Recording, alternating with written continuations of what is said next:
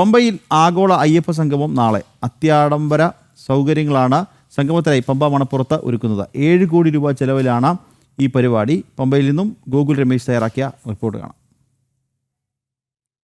ആഗോള അയ്യപ്പ സംഗമത്തിനുള്ള ഒരുക്കങ്ങൾ പമ്പയിൽ തകൃതിയായി നടക്കുകയാണ്. നമ്മളിപ്പോൾ നിൽക്കുന്നതാണ് പ്രധാന പന്തൽ, അതായത് പ്രധാന വേദി എന്ന് പറയുന്നത്. 3000-ഓളം പേർക്ക് ഒരേ സമയം ഇരിക്കാൻ സാധിക്കുന്ന രീതിയിൽ വളരെ ബൃഹത്തായിട്ടുള്ള ഒരു സംവിധാനമാണ് പമ്പ മണൽ തീരത്ത് സജ്ജീകരിച്ചിരിക്കുന്നത്.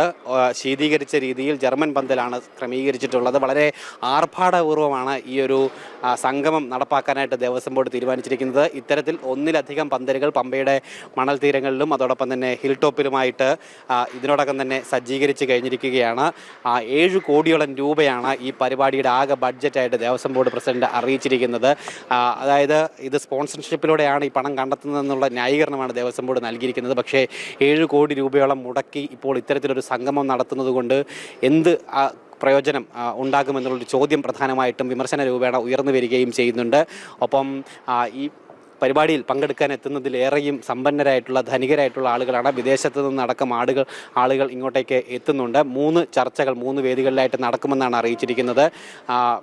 ഈ ചർച്ചകൾ ഒക്കെ തന്നെ നേതൃത്വം നൽകുന്ന ആളുകളെയൊക്കെ നേരത്തെ തന്നെ നിശ്ചയിച്ചു കഴിയുകയും ചെയ്തിട്ടുണ്ട്. എന്തായാലും ഇത്തരത്തിലുള്ള ഒരു അല്ലെങ്കിൽ ഒരു മാമാങ്കം സംഘടിപ്പിക്കുന്നത് കൊണ്ട് തന്നെ ഈ ഓരോ ചർച്ചകൾക്കിടയിലും കലാപരിപാടികളുണ്ട്. വിജയ് യേശുദാസിൻ്റെ ഗാനമേള അടക്കം ക്രമീകരിച്ചുകൊണ്ട് ഒരു അവാർഡ് നൈറ്റിന് തുല്യമായിട്ടുള്ള രീതിയിൽ ഈ മഹാസംഗമത്തെ മാറ്റിയെടുക്കുകയാണ്. ശബരിമലയിൽ ഇത്തരത്തിലൊരു അങ്ങനെ ഒരു പരിപാടിയൊക്കെ നടത്തേണ്ടതിൻ്റെ ആവശ്യകത എന്ത് എന്നുള്ളതാണ് ഏറ്റവും പ്രധാനമായിട്ടും ഉയരുന്ന ചോദ്യം.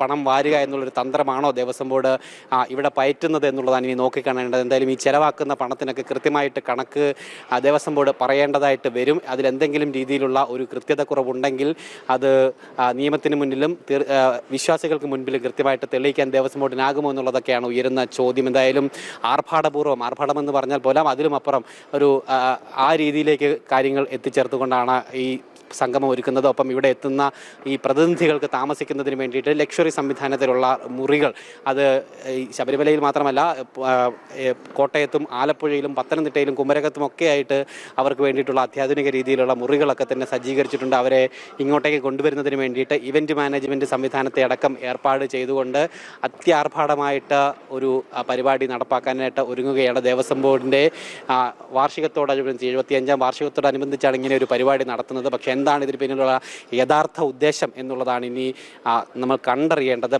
പണം വാരുക എന്നുള്ളത് തന്നെയായിരിക്കാം ദേവസ്വം ബോർഡിൻ്റെ ലക്ഷ്യം. അത് സ്പോൺസർമാരെയാണ് അല്ലെങ്കിൽ ധനികരായിട്ടുള്ള ആളുകളെ തന്നെ ഈ പരിപാടിയിലേക്ക് പ്രത്യേകം ക്ഷണിച്ചതുകൊണ്ട് ദേവസ്വം ബോർഡിൻ്റെ ഉദ്ദേശം ഏറെക്കുറെ അതുതന്നെയാണ് എന്നുള്ള കാര്യത്തിൽ വ്യക്തതയുണ്ട്. എന്തായാലും ഈ പരിപാടി നടപ്പാക്കുന്നത് ഏത് വിധത്തിലായിരിക്കും, ഏതെങ്കിലും തരത്തിലുള്ള പോരായ്മകൾ ഇതിനുശേഷം ഈ പരിപാടിക്ക് ശേഷം പമ്പയ്ക്കോ അല്ലെങ്കിൽ ഈ ശബരിമലയുമായി ബന്ധപ്പെട്ട അന്തരീക്ഷത്തിനോ പ്രകൃതിക്കൊക്കെ ഉണ്ടാകുമോ എന്നുള്ളൊരു ചോദ്യവും ഇതിനോടനുബന്ധമായിട്ട് ഉയർന്നു വരുന്നുണ്ട്. കൃത്യമായിട്ട് കണക്കുകൾ സൂചിപ്പിക്കേണ്ടതുണ്ട്. ഒപ്പം ഈ പരിപാടി കഴിഞ്ഞാൽ 45 ദിവസത്തിനകം പൂർവ്വ രീതിയിൽ പമ്പയെ ക്രമീകരിക്കണമെന്നുള്ള കർശന നിർദ്ദേശം ഹൈക്കോടതിയുടെ ഭാഗത്തു നിന്ന് ദേവസ്വം ബോർഡിന് നൽകുകയും ചെയ്തിട്ടുണ്ട്. അങ്ങനെ എന്തായാലും ഈ കാര്യങ്ങളൊക്കെ പാലിക്കപ്പെടുമോ എന്നുള്ളതാണ് ഇനി നോക്കിക്കാണേണ്ടത്. ഈ ആവേശം ഈ ആഗോള അയ്യപ്പ സംഗമം നടപ്പാക്കാൻ ഉദ്ദേശിക്കുന്ന ആവേശം അതിനുശേഷവും ദേവസ്വം ബോർഡിനുണ്ടാകുമോ എന്നുള്ളതാണ് ഇനി കണ്ടറിയേണ്ടത്.